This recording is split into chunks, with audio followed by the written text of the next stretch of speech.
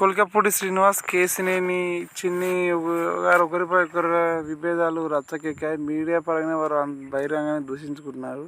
నిన్న జరిగిన ఒక టీవీ డిబేట్లో కేశినేని చిన్నిపై కొల్కపూడి శ్రీనివాస్ కూడా తీవ్ర ఆరోపణలు చేశారు.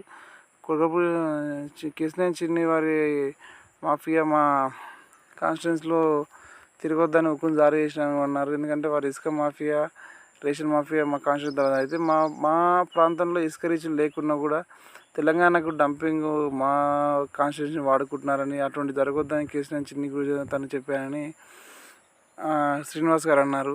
అయితే వారి కాన్స్టిట్యూషన్లో సోషల్ మీడియాలో ఒకటి వార్త వైరల్ అవుతుంది. అదేంటంటే కేసీఆర్ చిన్నికి పార్టీ టికెట్ కోసం 5 కోట్ల ముడుపులు ఇచ్చారని అన్నట్టు ఒక వీడియో సర్క్యుల్ అవుతుంది. అలాగే కేసీఆర్ చిన్ని కూడా తను గెలవడానికి 18 కోట్లు ఖర్చు పెట్టారని అన్నారని అంటున్నారు. అయితే తను మాత్రం ఎవరికి డబ్బులు ఇవ్వలేదని, మరి ఈ విధంగా ఎవరు ఆరోపణలు చేస్తున్నారో తనకు కూడా తెలియదని బదులిచ్చారు. అయితే దీనిపై చంద్రబాబు నాయుడు కూడా సీరియస్ అయినట్టు తెలుస్తుంది. తను దుబాయ్లో ఉన్నారు.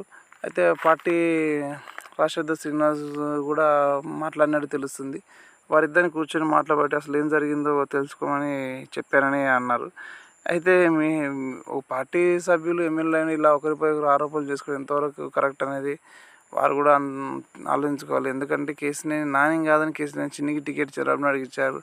అలాగే కొల్కపూడి శ్రీనివాస్ గారికి ఎటువంటి రాజకీయ బ్యాక్గ్రౌండ్ లేకున్నా కూడా అమరావతి రైతుల పక్షాన పోరాటం చేసినందుకు వారిపై గౌరవంతో కూడా వారు కూడా టికెట్ కేటాయించడం జరిగింది.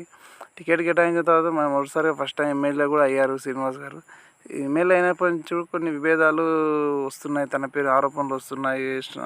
కాన్స్టిట్యూషన్లో ఇతర నాయకులు తనకు పడటం లేదని, నాయకుల మధ్య సఖ్యత కూడా లేవడం, అధికారులను దూషించడం కూడా శ్రీనివాస్ మొదటి నుంచి వస్తున్న ఆరోపణలు.